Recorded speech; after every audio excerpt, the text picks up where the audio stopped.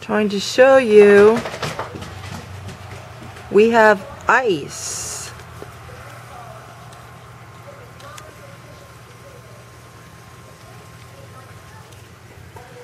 So what was supposed to have happened was we were supposed to get snow. The snow was to turn to ice, and then it was to turn to rain. But what ended up happening was we just got ice and rain. And some places in the area, they have a quarter to a half inch, no, quarter to an inch of ice, depending where you are in the area. Some places it's a quarter inch of ice, some places they got like a half inch of ice, and other places they got a full inch of ice.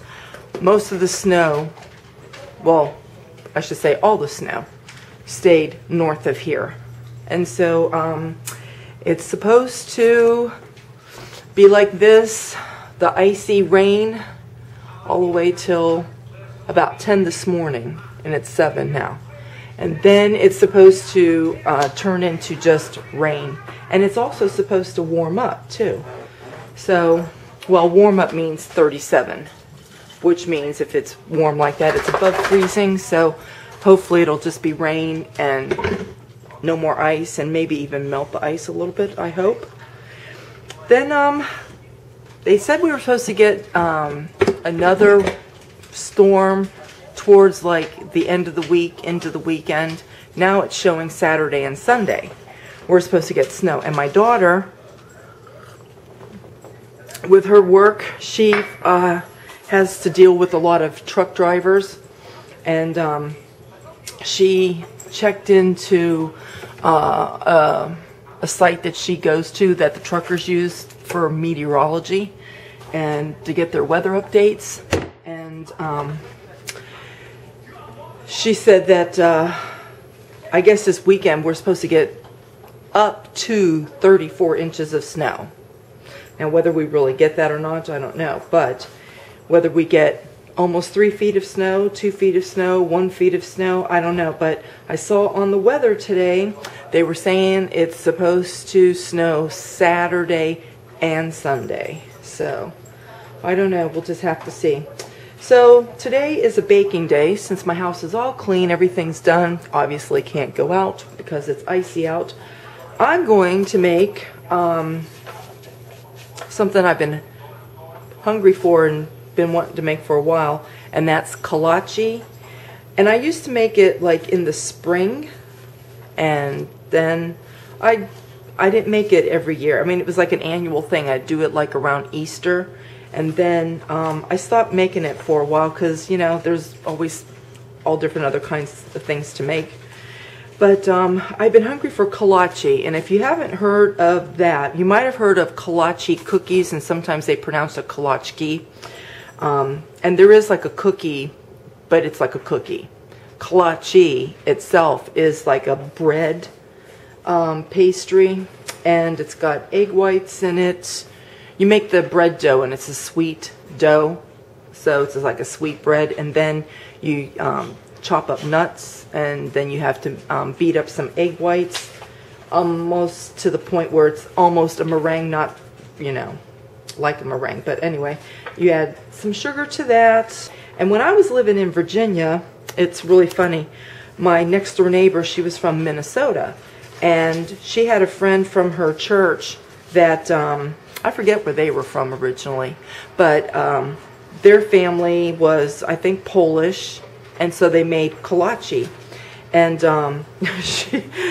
she would never give the recipe out to anybody. My neighbor Sherry was asking her for it, and so one day when this friend was over, I asked Sherry to ask her again for it, because I wanted her to kind of like recite her recipe to see if it was similar to the one that I made. And she wouldn't do it. She goes, I never give out that recipe to anybody. She thought she was the only person that made kalachi, I guess, in all of Lynchburg, Virginia, because there's not a lot of Polish people down there, if any Polish people at all. And so I think she thought that she, you know, was the only person to make kolache. That's why I laugh about it. But she says right there, when I was listening to her talk to Sherry, she says, I don't ever give out that recipe. That's a family recipe. It's been in the family. Don't you get tired when people say stuff like that? It's like, what do you think, that you're the only person that ever makes anything, whatever it is? You can go online and type in that stuff now. You know, back then, when all of this was happening, you couldn't, but you could find somebody that knew how to make it.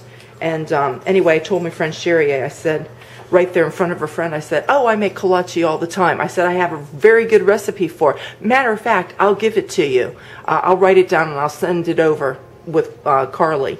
And her friend just went like that. She was like really stunned, you know. She couldn't believe that somebody else knew how to make kolache. Here's something else that I'm going to be making, but not now. I'll be making it in March. Easter bread. I thought I would come outside and show you what a winter wonderland we have outside.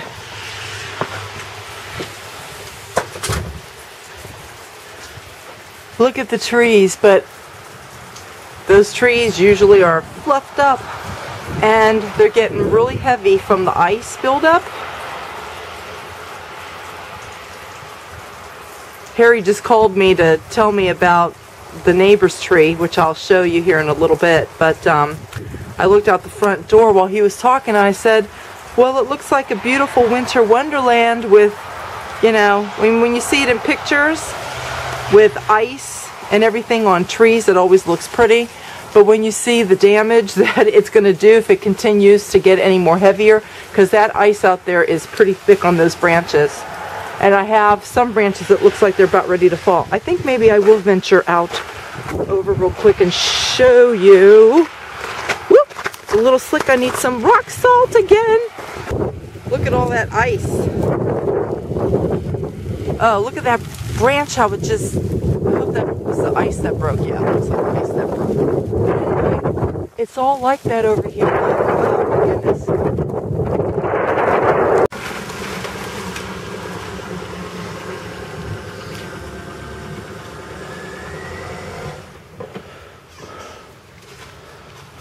Look at Dan, lost another tree. Yeah, on our fence. I think the last one hit on the fence too. Oh my goodness. So, one hurricane took out this tree, a bunch of it, and that's all that was left. And I showed you guys, oh, I think last year, on my other Sandy Cam channel, I believe. They had another tree. They had 4 Bradford pears, and the one at the very end, the last hurricane, what was that, Irene, took that one completely out, and it fell on our chest, our fence. Now he's got this Bradford pear that's completely broke. So parts on our fence, parts in our yard. But you know what? Oh, this is horrible. I hope that we don't lose part of this plum. But anyway, Bradford pears, they're a very, very delicate tree, and they can break very easily, even just with wind, because I forget what the reason was. The tree guy that brings us our wood, he's the one that told us about it. But anyway, they're very, very tedious. So anyway, poor Dan. He hates losing those pear trees. So now I'm going to just go ahead and come out here with the girlies, because I haven't gone out in my yard to look in the back at our trees that we have in the back to see if any branches are down or anything. Come on, girlies, go. And my hair's getting all wet. I'll have to start a fire when I come in the house. The joys of winter, but you know, things happen. Oh, so I want to tell you, ooh, I don't want to fall on my deck. Harry, when he called, he said he would probably be home here pretty soon because his work has no power. They're running on generators right now. But he says there's no power, there's no telephones, no heat. The only ones that are there at that office is him, one of our neighbors and other people that have transferred from the Chicago office to here, see, because Chicago people are used to all this cold and everything, but the people from this area, Harry says they're all wimps, they stayed home. And that usually happens when you get like a storm, that they won't come into work. But I just told Harry, I said, you might as well just, if you guys, there's only a few of you there, you might as well just pack everything up, come home, work from the house. So I think that's you know, what he's going to do. So let's go look at my trees now. It is getting slushy. Whew. Oh, that's not a good sign. Oh, I hope that is not broken. This tree here, that's an ash or a birch, I forget what it is. But it's hanging way down. This other ash is hanging down a little bit too. We're flooded with the rain. See, this is why I don't mind. Oh, Harry didn't see this. I just saw that. That's his other tree. Oh, look at that. Now it's in the backyard. See, Harry just saw the one from the front. He didn't see the one from the back. Poor Dan. He'll be out here chopping lots and lots of wood. So, anyhow, I forget what I was saying. But, I was saying, see, this is why in the winter I would rather have snow. I don't want ice. Because when you get ice, you know, it damages the elements of outside. The trees, the bushes, and things like that. I would definitely rather have snow. Snow I can deal with. I don't like ice. And plus, ice on the roads causes accidents and that sort of thing, too. So, but, you know, it's part of winter. Here's the icicles on my shed. There's a lot of spots, I'm sorry, because of the rain getting on my camera.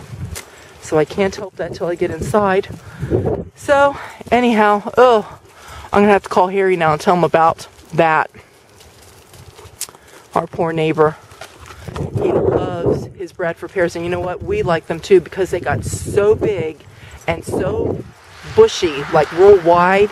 And it created like a nice little wall. And it was nice. Privacy. Privacy for them, privacy for us. But, you know, he's slowly losing these poor trees. So, anyway, I called Harry. Those trees that we have, they are birch trees. I'm concerned about that one birch tree and that plum tree more than anything because they're really, really hanging down. So, anyway, my vlog today, I don't know how I'm going to do this exactly because it might get long because I was going to show you guys how to make that kalachi. I don't know if I should do that just like a separate video. I'll see how it goes because really all I'm doing today, I'm baking. I'm going to bake my kalachi. Oh, and the thing is, I wanted to tell you in that, this recipe makes 3 kalachis. While you're eating one, you can put the other 2 in the freezer because that's what I'm going to do. I told you I make them usually at Easter time, and I think what I'm going to do is make them now, have one now, and then put the other 2 in the freezer, and then I can pull them out, you know, at Easter and sometime else in the spring. So, I wanted to mention that before I forgot. So, my house is clean. I'm just baking today, and I have to clean this. I'm making chocolate cake, and I'm going to do this first this first step without having all the other ingredients that you need, because for this cake, as with most pastries, you should really be sifting your flour. So you would need 2 cups of sifted flour, but then we need 3/4 cup of cocoa. And do you see the cocoa? How it's like all clumpy? Because that's how cocoa is. You really need to run it through the sifter again. And how I sift mine is I just put it in and I go back and forth. And I'll share a little tip with you when you're making chocolate cake, and even when I'm making red velvet cake, because you're putting some cocoa powder in there, so it's kind of like a semi-chocolate cake, a red velvet cake. When I go to dust my cake pans, instead of using flour, I just dust it. You know, you have to put the shortening in, and then I use cocoa. And then just give it a little bit more extra chocolatey flavor. So that's just what I do. 2 teaspoons of baking powder, 1.5 teaspoons of baking, 1 teaspoon of salt, and 1 teaspoon of espresso powder. You're also going to need 2 eggs. You're going to need 1 cup of milk and 1/2 cup of vegetable oil, and I just put all that together in the same container because it's all going to go into the batter. You also need 2 teaspoons of vanilla. Well, Harry came home because of the ice, so anyway, he'll be glad I'm doing this chocolate cake for him. So 2 cups of sugar with my 2 eggs. I'm going to start blending that and then pour in my milk and oil. Then I'm going to add the dry ingredients and then the vanilla. Okay, there's my cake batter, and the last thing that we have to add, slowly we pour in 1 cup of boiling water. My dough for my kalachi is still rising. My cakes are out. I've got my nuts all ground up when I get ready to put my kalachi together. While my cakes are cooling, I'm going to make their easy whole wheat rolls is the name of the recipe, and I've been making these for 20 plus years. If you don't want them in rolls, you can certainly put them in bread pans and make wheat bread out of it. I've done either way, but I've got my muffin tins over there, and so I'm going to make these into rolls. And I will tell you what you need. First of all, you need 2 1/4 cup of water. That's warm water, and you want to add 2 packages of yeast, and I just whisk it, and you want to let it sit there for about 5 minutes. You're going to need 2 eggs. You're going to need 4 cups of wheat flour and 3 cups of just regular all-purpose flour, or you could do 3.5 of each, 3.5 cups of each. Then I have 2 teaspoons of salt in there. I have in here 1/4 cup of softened butter, and I have 1/2 cup of sugar. So I've got this blended. I'm going to be adding my eggs next. Put a little bit of flour. Start alternating, you know, between the liquid and the flour till all the flour is used up. And then I'm going to put my dough in a grease bowl, and I'm going to let it rise till it's doubled. Okay, I've taken my dough out of my mixer, and I've done a little bit of kneading. The dough hook does good kneading your dough, but I always still put it out here on my surface to knead it a little bit more, and you can never really over knead dough. You want it to get that like elasticity feeling to the dough, and really what that means, you'll feel it as you're having to do this, pushing down. It gets a little bit harder every time, and then when you take your fingers and go like that, see how it comes back, and you can tell, see this little bit here from when I was kneading and pulling it over, it will start to do that. See, the dough will start to pull away a little bit, and that's really where you want it. Again, that's the little test. Boom, boom, boom. So anyhow, that's good to go. Okay, my tip with doing cake, you can see how like it arches over, and we want to get this as flat as possible. So I just get a serrated knife. I just lay it flat and even with my pan, and then I slice across. Okay, my cakes are ready to go, and I'm getting ready to make the frosting.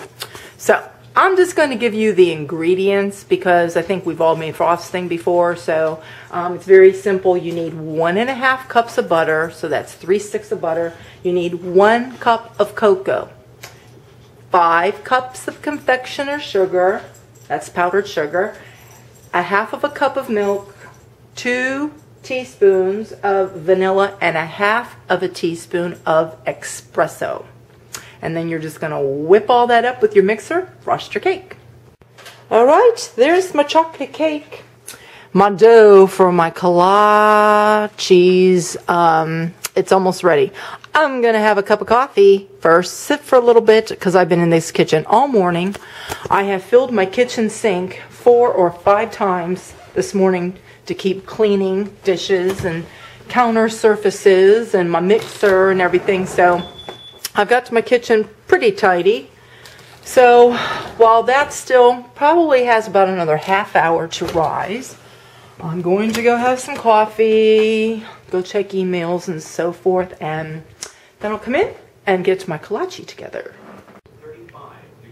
Okay, I'm going to put my wheat rolls together, and I'm going to do I've done where I just, rolled a ball and just stuck them in there, but sometimes I like to do what, they call the clover leaf, where you just pinch a little bit of dough, and then you're going to roll that into a small ball. You're going to take another little pinch of dough, again, small ball, and put it in there, and stick it down like that. I think I'm going to do half and half. I'll do part of them, the clover leaves, and the other I'm just going to do just regular rolls. Okay, so here's my rolls. I'm going to let these stay here on the oven while my kolaches are baking. I've got 9 minutes left, but then I set it for 16 minutes.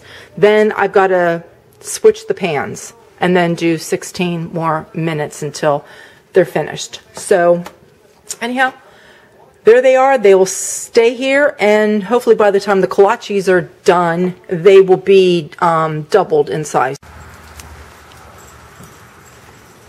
So as you can see, at 2:20 in the afternoon, it's still quite icy out. Snow is starting to melt a little bit, and the ice from the trees is starting to melt a little bit. I mean, when I say the snow is melting a little bit, it's barely melting, but just a little. Anyway, it was an icy day out there today. And my neighbor's tree that fell on our fence, it broke the top rail of it and dented part of the wiring that's on there. But that's okay because he's going to fix it. I mean, and it can't be helped anyway, So anyway, it's almost 2:30. The girlies have been fed, and all my baking to here is done, and I have my rolls. They are almost doubled inside. I was going to make carrot soup for dinner instead of doing that because I don't feel like, going through the work to, cook all the carrots and blend it and add all the stuff that I got to do. I feel like just taking some chicken stock that I have and adding some noodles to it. I've got, all kinds of dehydrated veggies down there. I'm just going to throw some dehydrated veggies in there, bring them back to life. Salt and pepper it, put some onion powder in because my kids hate onions, and that's soup that we're gonna have today. So it's gonna be like chicken soup minus the chicken. I've just taken my rolls out of the oven, and I mean they just came out, but I'm still going to take a roll here, and we'll see, you can see there, and we'll just open it up. You'll see probably a bunch of steam come out. But there it is. So that has been my day, you guys. And I'm quite tired. I'm quite sore. Because yesterday when I had to get all this wet stuff that was there, there was big clumps of ice. They were like rocks that were ice.